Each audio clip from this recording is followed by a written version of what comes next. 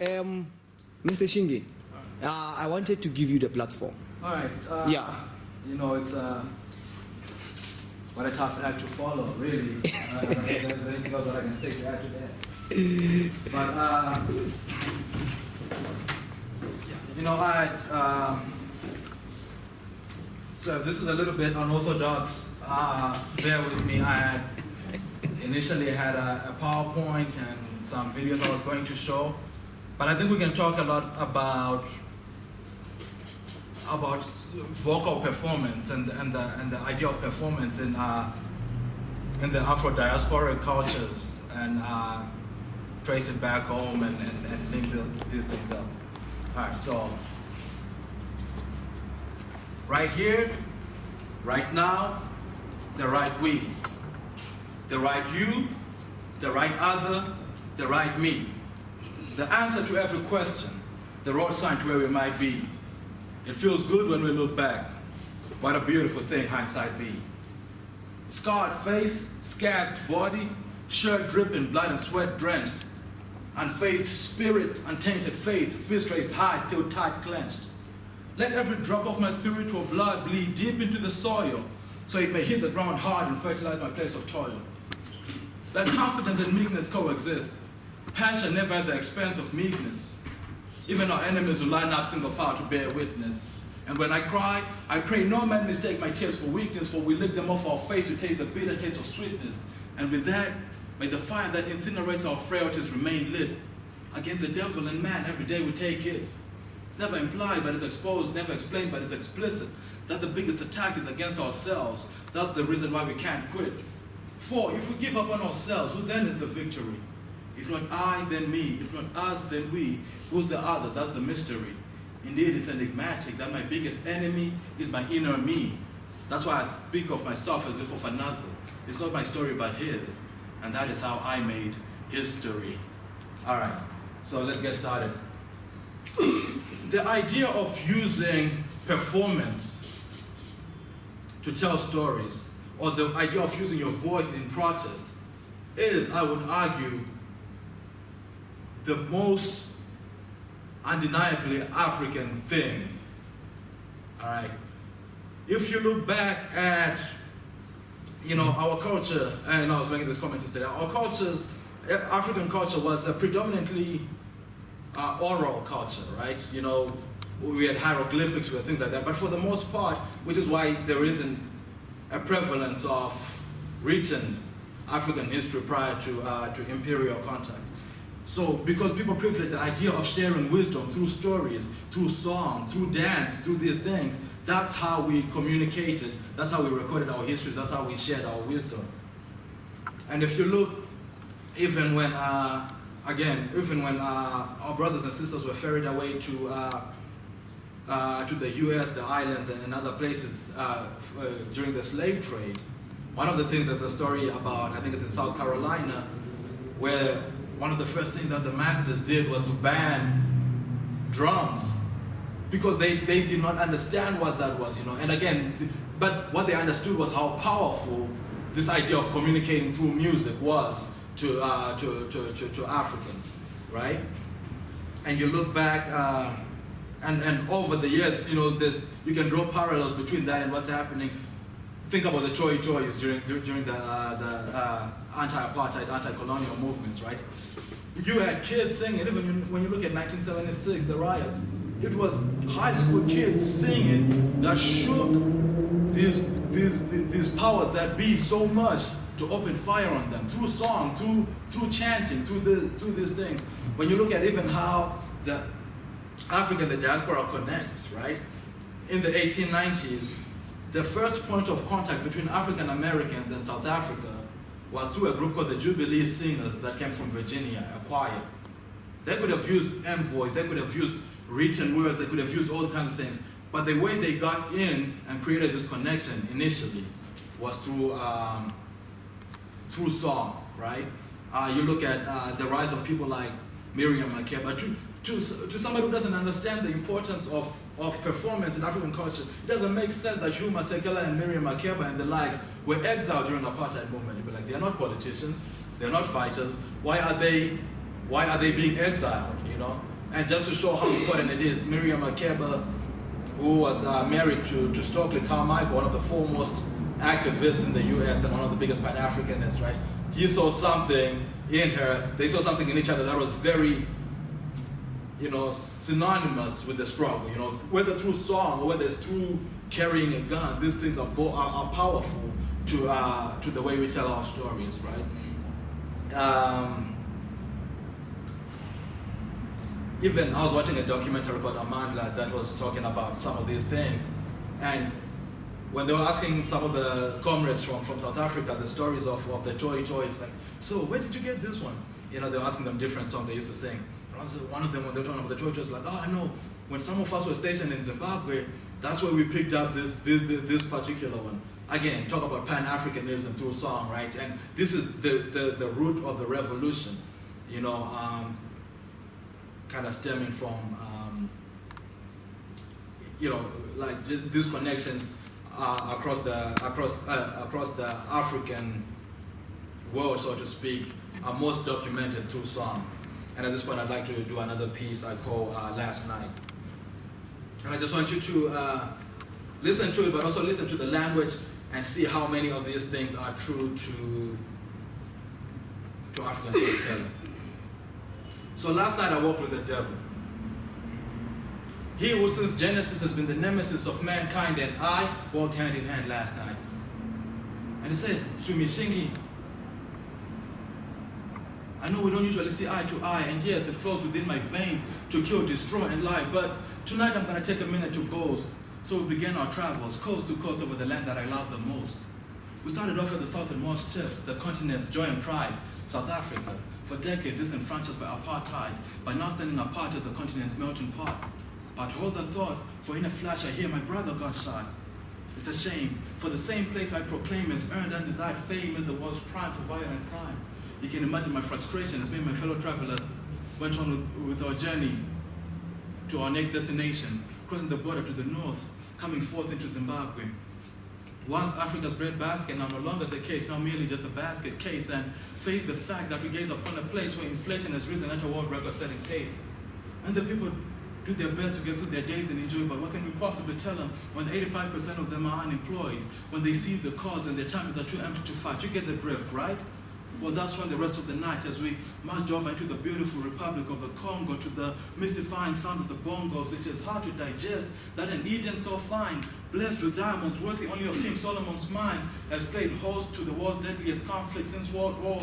It's like evil slugging my continent on its back, and we're down on all fours, and we're crawling into Nigeria where tensions boil, brother against brother, sons of the soil, rip onto opposite sides, ready to kill and die over oil. Feet away from Cote d'Ivoire and Libya, where little Dan and Majesty who watches the blood sheds, and it's hard to hold high your head when you're waist deep in rivers of blood red. But from where I stand, I hear the men tell me, yes, you can. Wish I could look at my brothers back home and tell them, you too, man. But the sound of my voice is drowned by the janja weed running havoc over Sudan, and there's another baby's ripped from a mother's womb over Darfur. I scream to the beast, enough, devil, show me no more. So we walk away. We walk away from a paradise where in parts a woman born is more likely to be raped than to learn how to read. In other parts still, child soldiers have killed dozens by the time they end their teens. And in other parts even, AIDS has reduced the average human life to less than 30 years. And I love to say I'm tough, but today I'm down on my knees. Even though I'm overseas, pledging allegiance to another land, I've been crying and praying for my sisters and my brothers and family and friends still residing in the motherland. So I get up, I face the beast, say, devil, why do we have it the worst? Why are we living in death, and why is Africa the hearse? Why have you made this beautiful black skin synonymous with curse? And they said to me, Shingi, I told you I'd boast and I'd love to take the blame. All the same, let it be said that humans should be twice ashamed for the guns in children's hands, the abused women, the wars and conflict that cause your continent to bleed. I could never sustain the fire if it wasn't sparked by human greed, gluttonous seeds planted by those who you watch as they feed, corrupt politicians who equate money with the opportunity to lead. And there's another baby starves to death. I hope you're proud of yourself. You've been the death of your fellow men, and the devil didn't even have to help. All right, so.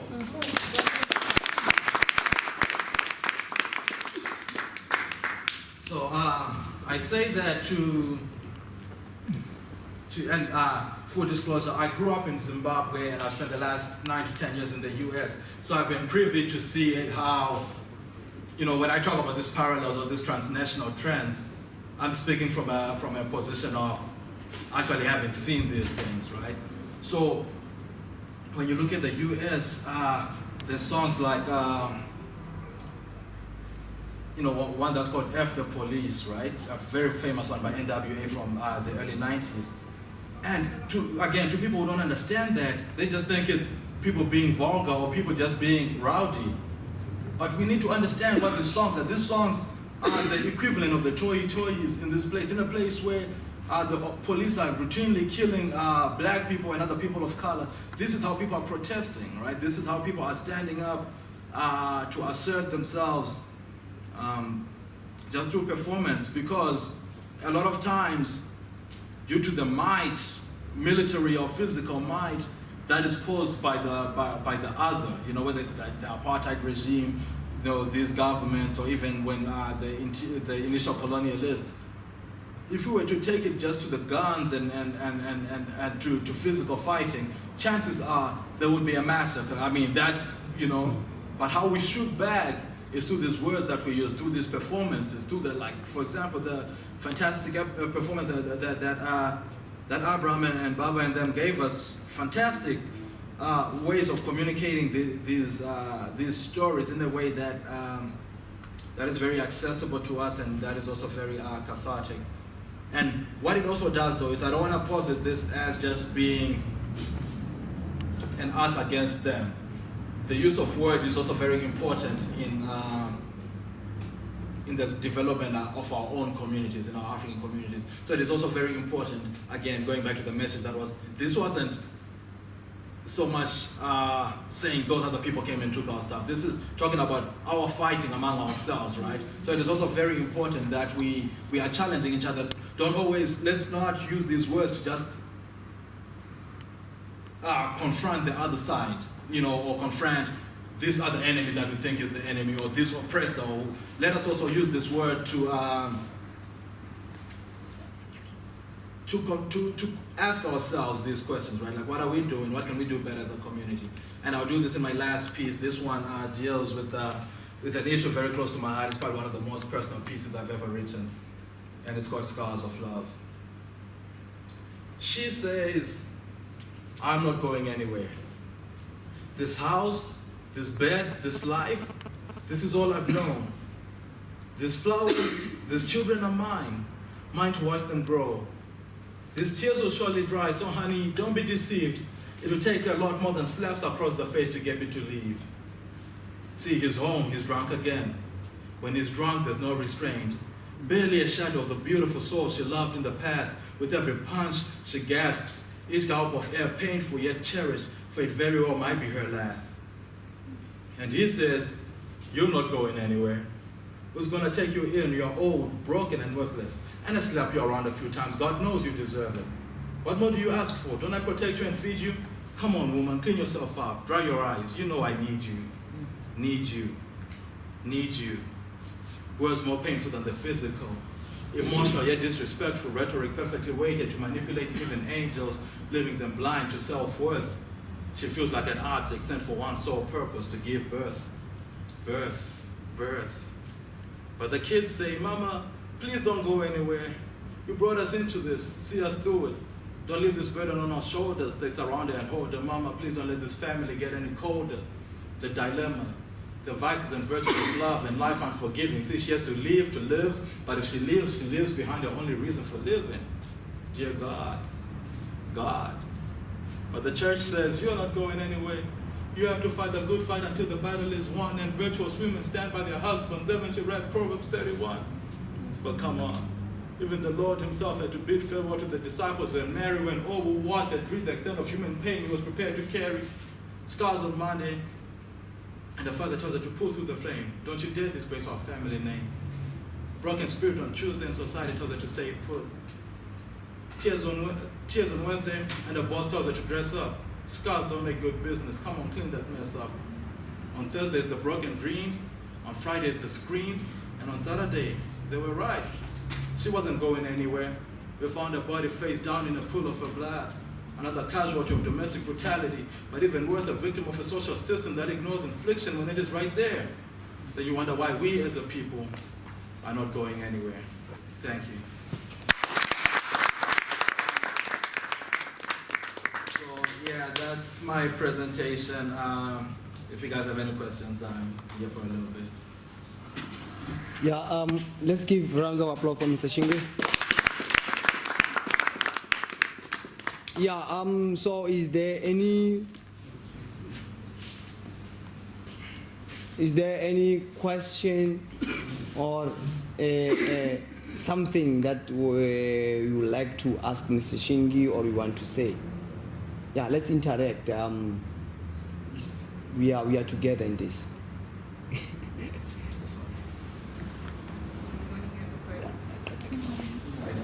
Hey. Say thank you very much. I think you have opened a big blind eye through the heart of a human being, through mine. Because as myself, open an eye, which means I mustn't judge anybody before I judge myself. I must know myself before I know anyone. I must know how useful I am before I can see somebody doing something. So to me, you open a big eye for me to search for myself and realize who I am, what am I doing around myself, how useful I am. And then from there, it's where I can continue a journey of life.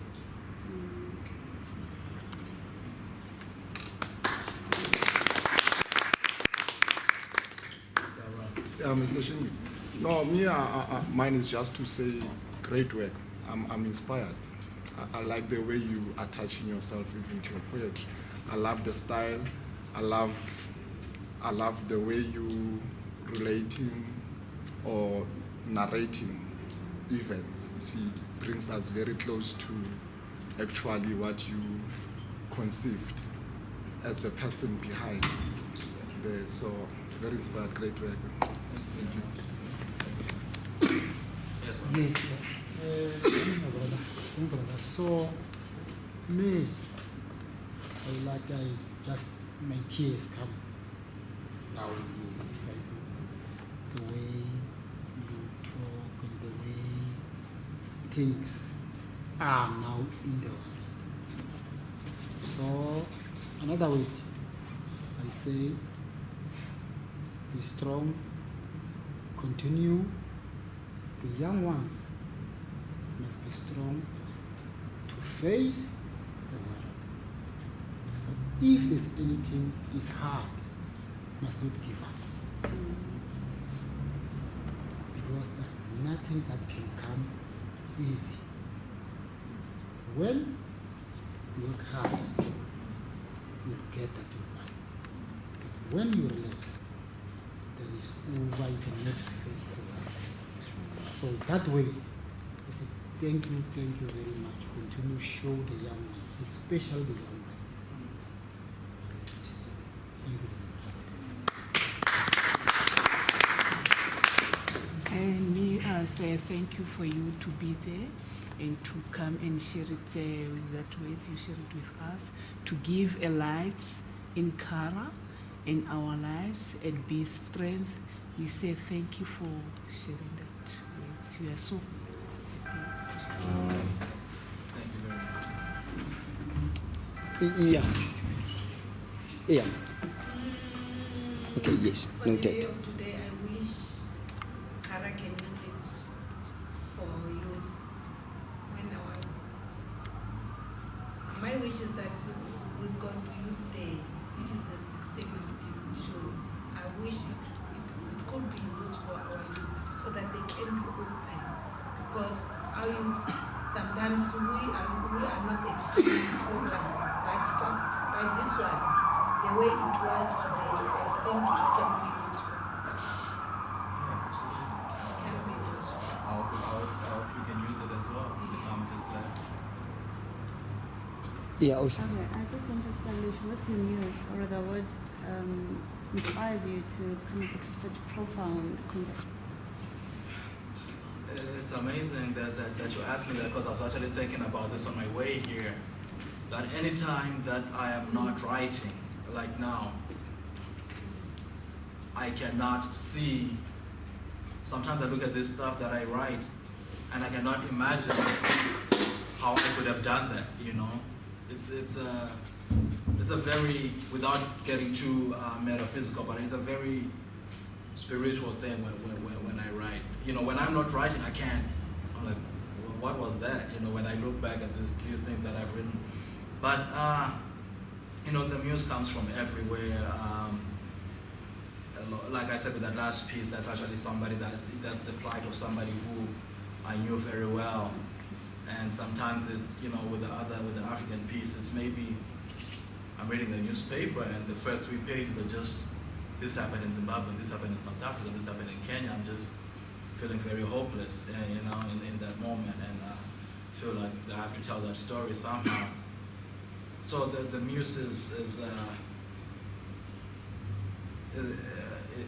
life, you know. It's just things that I come across, and when I'm in the space, I'm in the space, and it's something that I'm thankful all the time to have been given these words, you know, to be able to tell these stories as I do. Thank you. Yeah, Mr. Shingi, we thank your time. Thank you. Thank you very much. So, Mr. Lishum, Yeah. yeah, maybe I can give the platform also.